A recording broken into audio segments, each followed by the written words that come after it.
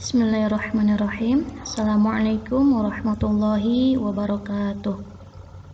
Bagaimana ini kabar teman-teman mahasiswa tasawuf psikoterapi semester 6? Mudah-mudahan selalu dalam keadaan sehat dan juga dilindungi oleh Allah Subhanahu wa taala. Dan mudah-mudahan di bulan Ramadan ini kita tetap diberi kemudahan dan kelancaran dalam proses menjalankan perkuliahan. Dan mudah-mudahan juga ilmunya bisa dimanfaatkan oleh teman-teman dan kita semua ya. Baik teman-teman, hari ini kita akan melanjutkan perkuliahan. Ini minggu ke-6 kita kuliah setelah minggu sebelumnya ya, dari minggu pertama sampai minggu ke-5 kita bersama-sama mendiskusikan tentang bagaimana korelasi atau hubungan musik dengan pengaruh musik terhadap terhadap kondisi psikologi seseorang ya. Kemarin sudah dikaji bahwa ternyata musik ini memiliki efektivitas atau memiliki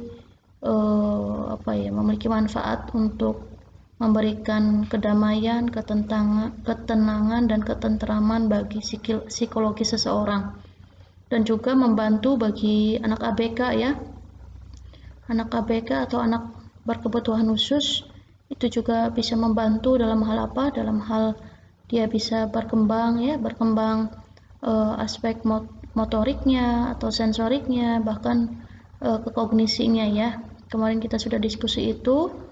Dan teman-teman juga sudah mereview jurnal terkait berbagai macam pengaruh dari terapi musik ini, baik terhadap ketentraman psikologis ataupun ada yang untuk menurunkan penyakit dan lain sebagainya.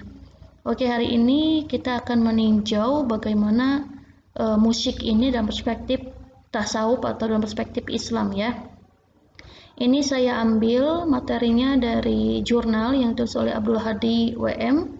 Saya dulu pernah waktu S2 itu mengcopy jurnal beliau, jadi saya tidak bisa share soft copy-nya karena ini bentuknya hard copy. Saya punyanya hard file-nya ya. Oke teman-teman, mari kita bersama-sama membaca surat Al-Fatihah demi kelancaran perkuliahan hari ini. Ala hadhihi niyyah bisirril Fatihah. A'udzubillahi minasyaitonirrajim. Bismillahirrahmanirrahim. Alhamdulillahirabbil alamin arrahmanirrahim maliki yaumiddin.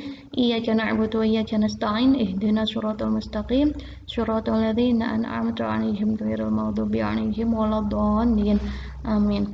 Baik teman-teman, di sini saya akan berangkat dari bagaimana sebenarnya hukum atau boleh tidaknya kita memainkan musik atau mendengarkan musik dalam perspektif Islam. Di sini ada perdebatan atau ada dua hal yang mayoritas ulama itu membolehkan dan juga ada yang tidak membolehkan.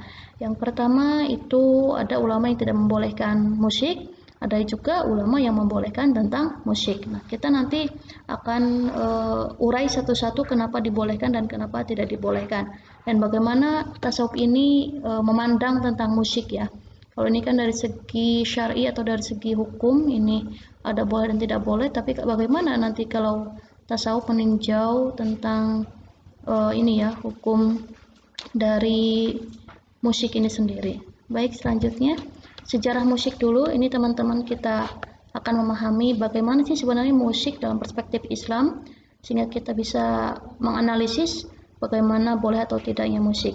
Nah, yang pertama itu ada dalam Islam itu ada 3 bahasa ya. Yang pertama ada handasah al-saut. Al-handasah artinya itu seni suara atau nyanyian.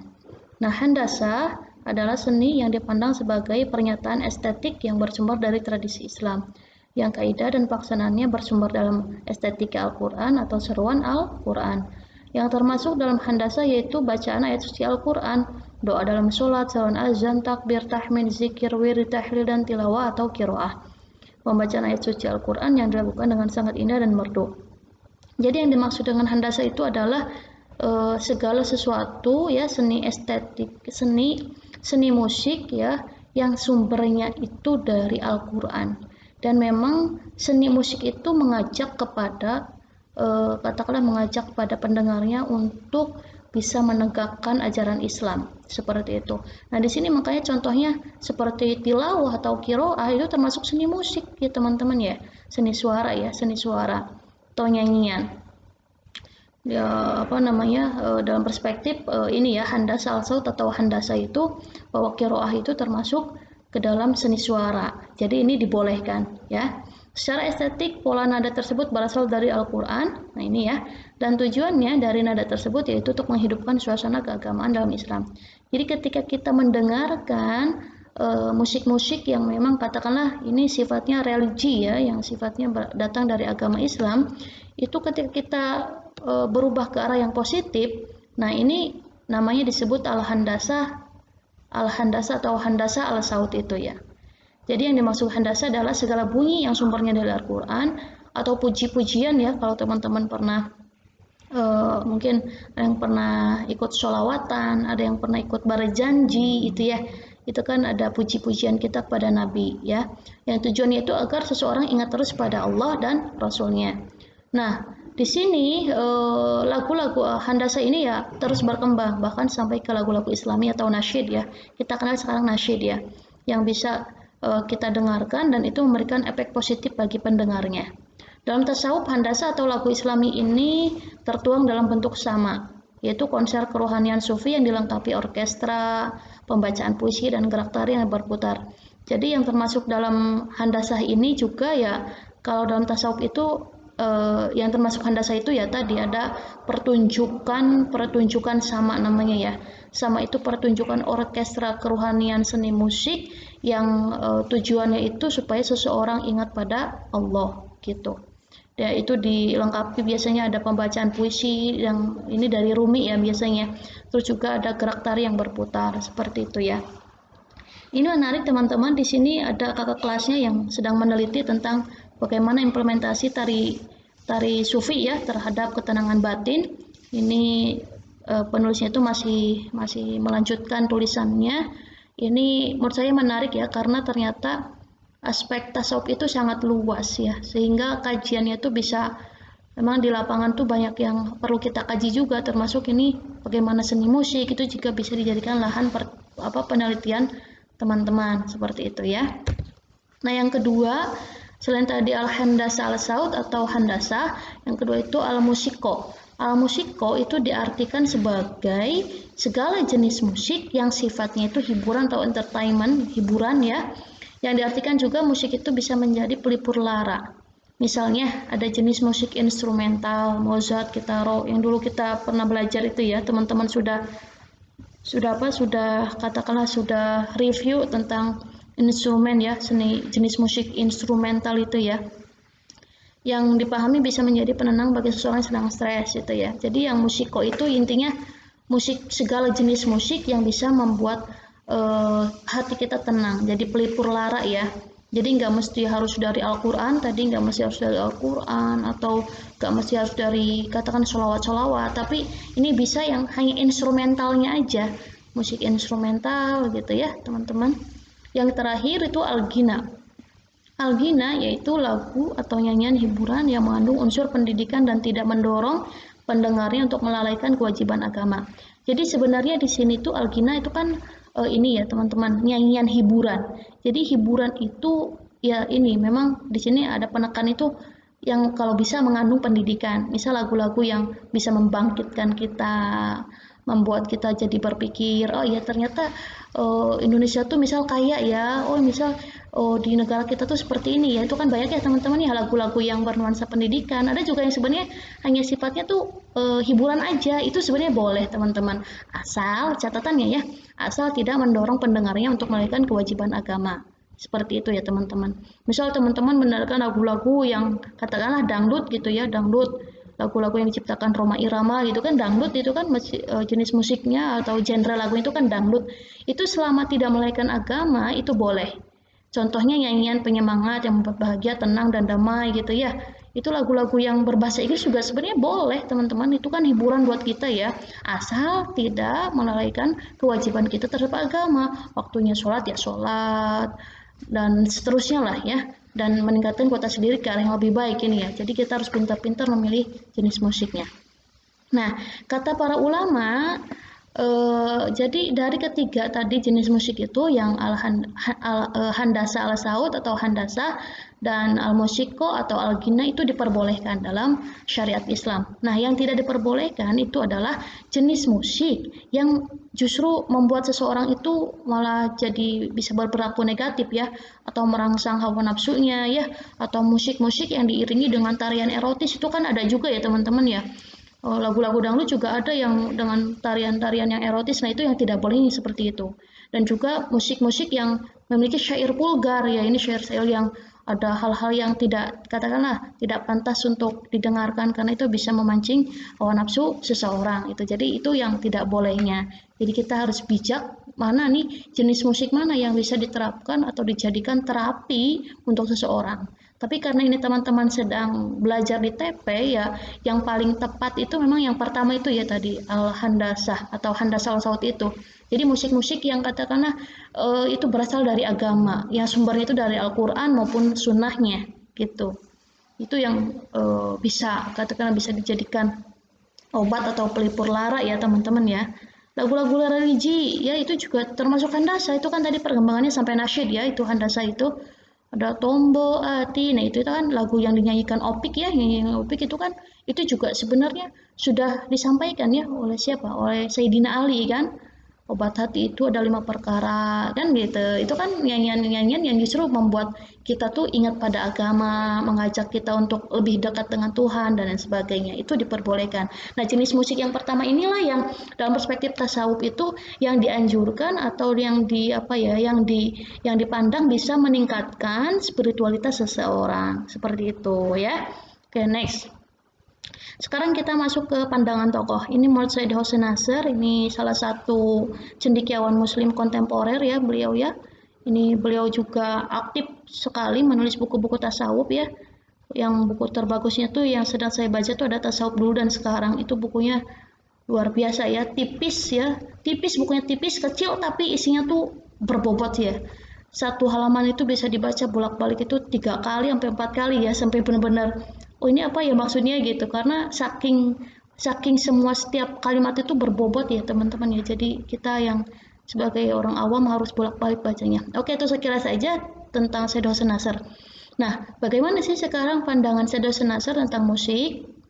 Nomor Syed Hossein Nasr, sebaiknya persoalan-persoalan yang berhubungan dengan musik itu dibahasnya oleh tasawuf, ini katanya Syed Hossein Nasr. Jadi ahli fikih atau orang-orang hukum ya, hukum-hukum syariah itu seharusnya tidak, katakanlah tidak ikut menghakimi ya, tidak ikut menghakimi ini boleh atau tidak ya, ini boleh atau tidak dalam hal musik, karena musik itu adalah seni teman-teman, seni yang itu bisa dirasakan gitu ya, sesuatu yang bisa dirasakan itu kan datangnya dari ilmu-ilmu yang bisa dirasakan itu ya, kalau dalam Islam itu tasawuf dan filsafat. Jadi kalau hukum itu lebih kepada hal-hal yang sifatnya tuh memang terlihat gitu loh perilakunya ya, perilaku misal perilaku dia makan minum itu nanti hubungannya boleh atau tidak itu. Kalau seni itu kan dirasakan. Nah, ini katanya Syed Hossein Nasr, harusnya para filsuf itu para katakanlah para fuqaha itu tidak ikut menghakimi, tapi tidak apa-apa, itu kan perdebatan aja ya, perdebatan ini. Ya ada baiknya tadi kan supaya kita tahu mana yang boleh dan tidak gitu kan. Tapi kalau dalam pandangan Syed Hossein Nasr bahwa masalah seni itu ya, masalah seni itu adalah masalah yang dikaji oleh ilmu tasawuf dan filsafat, karena di sini seni itu ya apa musik itu adalah seni ya yang bisa dipahami oleh ilmu tasawuf dan filsafat seperti itu. Nah sekarang ini ya, kenapa Bu alasannya kenapa orang tasawuf dan filsafat aja? Karena di sini musik itu kan tadi dipandang seni. Nah, seni itu sama ketika teman-teman misal melihat lukisan, pemandangan, kaligrafi itu kan seni juga kan, seni yang wah itu kok bagus sekali gitu ya, pemandangan dan sebagainya. Nah, kalau seni musik itu dia berafiliasi atau berkaitannya dengan pendengaran atau panca pendengaran kita ya, panca indera kita. Jadi ketika kita mendengar sesuatu yang indah didengar itu ya seni gitu kan. bahkan sebenarnya apa yang kita dengarkan itu kan terkadang kita nggak ingin mendengarkan, tapi kita tiba-tiba aja mendengarkan. Misal teman-teman lagi makan di kafe, sebenarnya kan kita nggak ingin mendengarkan lagu itu juga, tapi kan akhirnya karena di kafe itu sedang katakanlah memutar musik yang yang sedang dia putarkan, akhirnya kita kan ikut mendengar karena raga ini kan tadi apa namanya ya, katakanlah berafiliasi atau berkaitan juga dengan lingkungan sekitar gitu. Meskipun boleh dan tidak boleh, makanya di sini katanya Syed Hussein Nasr, kalau masalah seni itu ya bebas gitu kan, bebas itu dalam artian orang bisa mengekspresikan seni itu, tapi memang ada batasnya tadi. Seni yang bagaimana ya, pastinya harusnya seni yang justru memang positif ya, yang mendatangkan hal-hal positif pada orang yang mendengarnya atau orang yang melihatnya, seperti itu teman-teman. Oke, next, peran musik dalam dunia Islam. Nah ini ya, ini kalau tadi kita lihat sejarah, ternyata musik itu ya dibolehkan lah seperti itu ya, selama musik itu memang katakanlah selalu mengajak kita untuk melakukan hal yang positif. Dan musik juga bisa dijadikan terapi ketika kita memang membutuhkan penenang ya, penenang kita kan butuh musik juga seperti itu. Nah sekarang di dunia Islam atau di apa ya, di dalam sejarah Islam itu juga banyak sekali para para apa ya para pendahulu kita yang menggunakan musik sebagai media untuk berdakwah atau mensyiarkan Islamnya. Itu banyak sekali ya teman-teman, dari mulai dulu Nabi ya, di zaman Nabi juga kan sebenarnya suka dengan puisi kan, Nabi ya, Nabi senang senang dengan puisi. Makanya Nabi kan nggak termasuk yang tidak melarang. Ada beberapa hadis yang dalam jurnal itu dikutip, Nabi itu nggak melarang juga ketika ada orang membacakan syair ya. Nabi juga termasuk yang suka dengan syair atau puisi. Nah itu. Jadi di dalam Islam ini contohnya katakanlah di tanah Jawa ya. Ini ada Sunan Bonang dan Sunan Kalijaga ya, yang menggunakan gamelan sebagai media untuk berdakwah. Jadi gamelan ini dijadikan media untuk berdakwah supaya mungkin menarik orang ya. Oh ada indahnya gitu ya, ada indahnya, jadi nggak kaku, biar orang tuh oh senang dulu lah minimal gitu. Nah ini dengan menggunakan gamelan ini. Nah si musik ini juga ya, atau gamelan ini juga dijadikan sarana untuk berkontemplasi atau merenung ya, dan media untuk terapi agar hidup tidak terlalu melekat dengan dunia. Jadi musik meskipun memang katakan itu sangat materialis atau duniawi, tapi sebenarnya dengan si musik ini kita bisa juga mengupgrade spiritualitas kita. Jadi meskipun dari hal yang bendawi atau hal yang materialis, tapi justru bisa mengantar apa? Mengantarkan spiritualitas kita untuk bisa meningkat gitu. Nah nanti contohnya saya contohkan dari ini ya, dari Jaldin Rumi ya. Nanti Rumi berkomentar atau berpendapat tentang kok kenapa musik bisa meningkatkan spiritualitas, itu nanti dibahas oleh Rumi ya. Selanjutnya, nah ini menurut Rumi ya, ini pengaruh musik bagi spiritualitas. Ini contohnya dulu ya. Contoh pengaruh musik bagi spiritualitas seseorang dapat terlihat dalam pertunjukan atau konser atau orkestra musik kerohanian. Ini kan Rumi ya, yang katakanlah yang jadi pelopor atau pionir dari adanya ini ya, pengaruh musik ini ya bagi spiritualitas. Atau dalam tasawuf itu disebut sama. Tadi ya, ada pertunjukan atau orkestra atau katakanlah konser musik kerohanian. Nah, jadi sebutnya sama ya. Musik dijadikan sebagai salah satu media untuk supaya seseorang mengingat kehidupannya yang hakiki. Nah, ini yang musik bisa dijadikan supaya orang itu ingat akan hidupnya yang hakiki. Jadi saat pemain musik meniupkan seruling, nah ini medianya itu seruling itu kan sangat materialistik ya, maksudnya apa ya, itu tuh dari dunia kan, dunia ya. Nah di situ terdapat makna bahwa sebetulnya kondisi psikologis manusia sering berada dalam kondisi yang memprihatinkan, meronta-ronta, merintih, meratap, merindukan keindahan yang abadi, yaitu kembali pada Tuhan dengan jiwa yang damai. Jadi di sana terdapat makna bahwa kita harus selalu ingat tujuan hidup kita yang sejati, yaitu kembali kepada Allah dengan jiwa yang suci. Dan untuk sampai kepada Allah dalam keadaan jiwa yang suci, kita harus menghilangkan atau menyingkirkan ego kita atau nafsu kita dalam diri kita sendiri. Oleh karena itu, kenapa seruling seolah-olah manusia itu kok sedang merintih. Ya, teman-teman ketika meniupkan seruling itu kan, ketika mendengar seruling itu kan seperti ada kayak nyanyian yang melingkuk-lingkuk yang seseorang tuh sedang seperti merintih. Nah, ini kata Rumi itu dikatakanlah diinterpretasikan atau dimaknai bahwa suara tersebut itu seperti manusia yang sedang merintih atau sedang meratapi kerinduannya karena eh, tadi rindu pada Allah, tapi mereka tuh banyak yang lalai gitu ya, banyak yang lalai dan nggak tahu jalan pulang kepada Allah. Akhirnya di sini kata Rumi, terus kita maknai, kita terus hayati bahwa hidup ini bukanlah, katakanlah hidup di dunia ini bukanlah tujuan akhir manusia, karena tujuan yang sesungguhnya itu adalah tujuan di akhirat itu ya teman-teman. Jadi kita dunia ini kan hanya singgahan. Ya Rumi tadi harus mengajarkan ya di sini ada makna itu Rumi itu mengajak kita untuk terus mengingat esensi dari hidup itu apa sih sebenarnya, dan kenapa kita hidup di sini, dan tujuan yang hakiki yang ingin kita capai di dalam dunia ini itu apa sih. Nah itu jadi Rumi itu ingin apa ya, ingin mengajak untuk supaya orang tuh selalu eling atau sadar terhadap tujuan hidupnya yang sesungguhnya. Nah, sekarang yang selanjutnya itu selain Rumi ada ini ya, tokoh tasawuf lain yaitu Ruzbihan Al-Baqri dalam bukunya Risalat Al-Quds. Nah, menurut Ruzbihan, musik kerohanian itu tadi ya mampu membantu jiwa mempertahankan kelangsungannya agar terus sehat dan dalam kondisi yang tenang. Jadi dengan kita tadi mendengar musik ya kerohanian itu sebenarnya sedang apa ya, sedang mentreatment atau mengobati jiwa kita agar tetap sehat dan kondisinya jiwa kita itu tenang.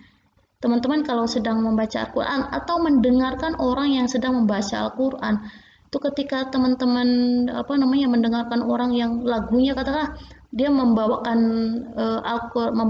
Al-Quran itu dengan penuh penuh apa ya, penuh khusyuk dan penuh katakanlah dia di apa ya, dilakukan tuh apa ya, ditilawahkan ya, dikiroahkan ya, di disampaikan dengan suara yang begitu lembut, itu kan biasanya kita akan terenyuh ya mendengar itu seperti bergetar gitu kan. Nah ini kan dalam Al-Quran juga kan ada ya, ada ayatnya ya bahwa ketika orang mukmin bacakan Al-Quran itu harusnya bergetar hatinya. Nah gitu.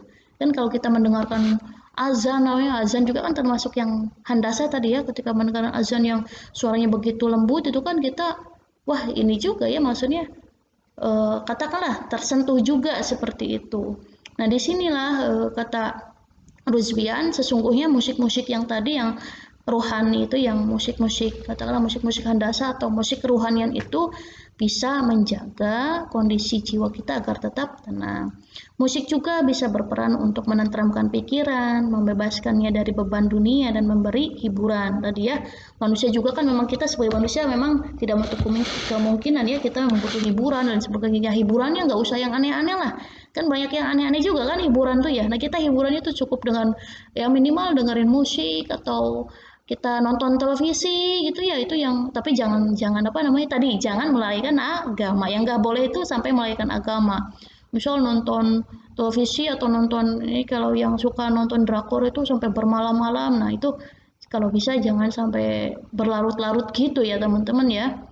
Nah itu musik juga sama, karena senang musik nonton konser musik bu dari pagi sampai sore, sampai lupa sholat, sampai lupa pulang, sampai lupa segalanya lah. Puasa juga jadi dibatalin karena ikut bu sama teman-teman yang lain pada minum, saya ikut minum. Nah itu kalau bisa kita harus tetap mempertahankan diri kita untuk tetap dalam keadaan yang positif itu.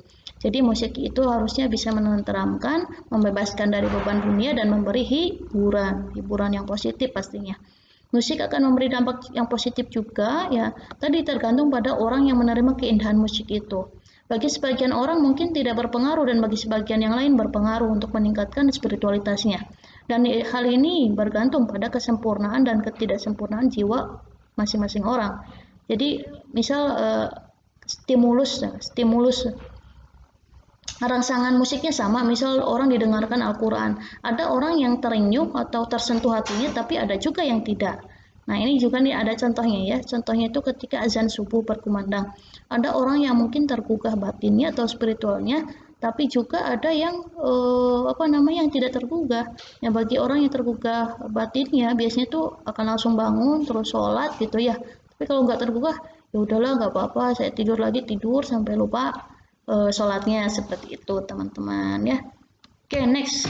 Ini terakhir, ini dari tokoh filsafatnya ada Ibnu Sina dan muridnya Ibnu Zaila. Ini mereka berdua, beliau berdua ini mengatakan atau berpendapat tentang musik itu ya, tentang musik, bahwa musik itu bisa dijadikan media untuk meningkatkan spiritualitas seseorang agar lebih baik. Kenapa? Karena di dalam musik terdapat dua unsur, yaitu lahir dan batin ya. Kalau di dalam teman-teman kalau pernah belajar puisi itu kan ada syair, itu kan ada yang sifatnya ekstrinsik. Ekstrinsik itu yang luarnya dan yang intrinsik atau di dalamnya. Nah, musik itu juga sama. Yang ekstrinsiknya itu ketika kita dengarkan ada alunan nada, kita dengarkan ya, melodi, ritme, itu yang membuat telinga kita tuh enak dengarnya. Itu kan berarti musik dari segi ekstrinsik atau lahiriahnya. Nah, sekarang makna atau apa sih yang ada di dalam musik itu ya, maknanya apa, pesannya apa, itu namanya disebut unsur intrinsik ya, unsur terdalam atau unsur batin. Nah, itu ketika kita memaknai lagu atau nyanyian atau musik yang ada di balik yang terdengar tersebut ya. Misalnya gini, misal ada seseorang yang memaknai bahwa Allah itu maha agung, Allah itu maha indah dan lain sebagainya.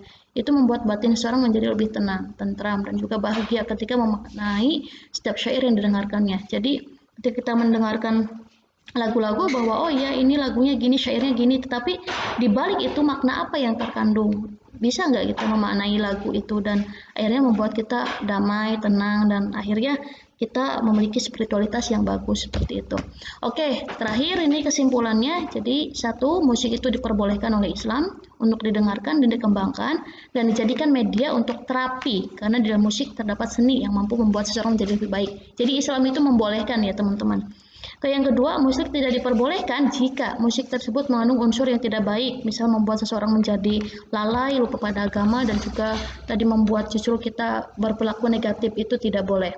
Yang ketiga, musik bisa dijadikan sebagai media dakwah juga ya teman-teman, karena musik termasuk dalam peradaban yang dimiliki oleh Islam. Nah, peradaban Islam itu tadi ya, kita mengenal bahwa musik itu bisa dijadikan media. Nah, kita bisa mencontoh itu, bahwa ternyata musik bisa dijadikan media untuk berdakwah. Yang selanjutnya, dalam perspektif tasawuf, Yaudin Rumi dan Rusbihan Al-Bakri dan filsafatnya Ibnu Sina dan Ibnu Zaila, ternyata musik itu bisa dijadikan sebagai media untuk meningkatkan spiritualitas seseorang. Karena di dalam musik terdapat dua unsur yang mampu membuat jiwa damai, tenang, tentram, dan juga bahagia. Sehingga para pendengarnya akan merasakan kehadiran Allah dan merasakan bahwa itu maha indah ini ya. Innallaha yuhibbul jamil yuhibbul jamal. Ya. Innallaha yuhibbul jamil, sesungguhnya Allah itu menyukai keindahan ya. Yuhibbul, apa gimana hadisnya?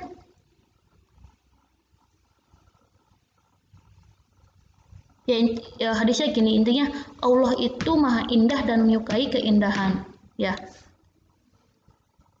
Nah, itu ya teman-teman, nanti dicek lagi hadisnya, saya lupa. Nah, itu yang terakhir, musik itu bisa berpengaruh pada kondisi jiwa seseorang, tergantung pada kondisi jiwa atau tingkat sensibilitas seseorang ketika mendengarkan musik. Ada yang merasakan keindahan, ada juga yang tidak. Oleh karena itu, hal utama agar kita mampu meningkatkan tingkat sensibilitas yang kita punya, ya kita harus terus mengasah riyadhah dan mujahadah ya, mengasah batin kita nih, si isinya, bukan wadahnya terus ya, bukan jasad aja yang kita asah gitu ya, tapi batin kita yang diolah untuk terus meningkatkan spiritualitas kita sehingga kita bisa merasakan kehadiran Allah dalam setiap detik kehidupan kita. Amin ya rabbal alamin. Terima kasih teman-teman untuk perkuliahan hari ini. Mudah-mudahan ada manfaatnya, ada berkahnya. Mudah-mudahan teman-teman sehat semua dan mudah-mudahan diberikan keberkahan ilmu, keberkahan usia, dan keberkahan dalam segala halnya. Saya tutup. Wassalamualaikum warahmatullahi wabarakatuh.